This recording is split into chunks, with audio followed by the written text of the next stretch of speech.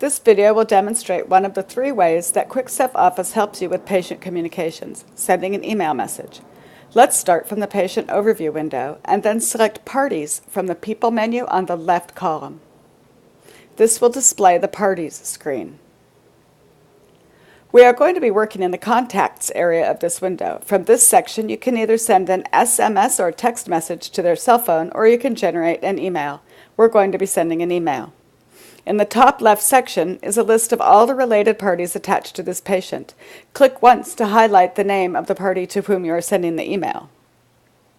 Now click once on the email contact type in the list below. Now click once on the Email button. This will display an ad hoc email window where we will create the email. You see it is already addressed properly in the To field.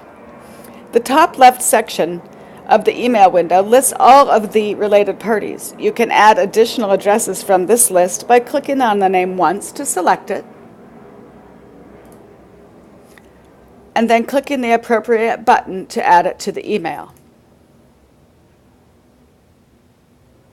You can add them in the To, CC, or BCC fields.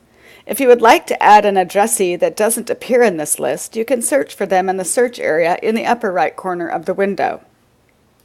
Simply type in as much or as little of the person's name as you need to find it, and then press the return key on your keyboard.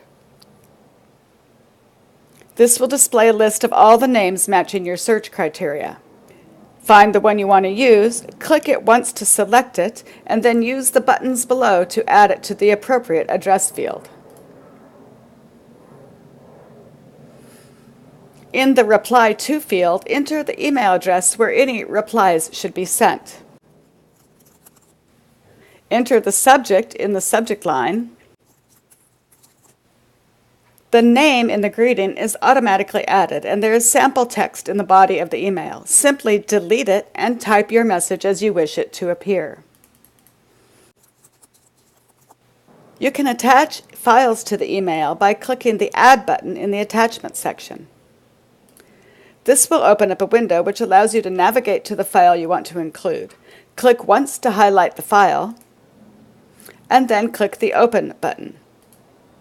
You can see that the document is now listed in the Attachments section. If you want to delete the attachment, click on it once to highlight it, and then click the Remove button.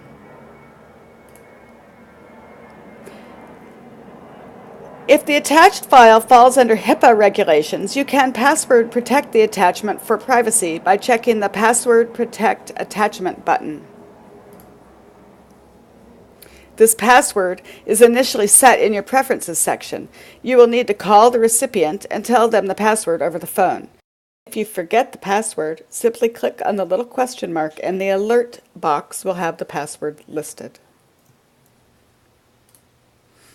Use the Reset button to clear all the fields and start over. The sent email will be listed in the Documents section associated with this patient. If you have any further questions about how to send an email using Ceph Office, please feel free to contact our office. We're always happy to help.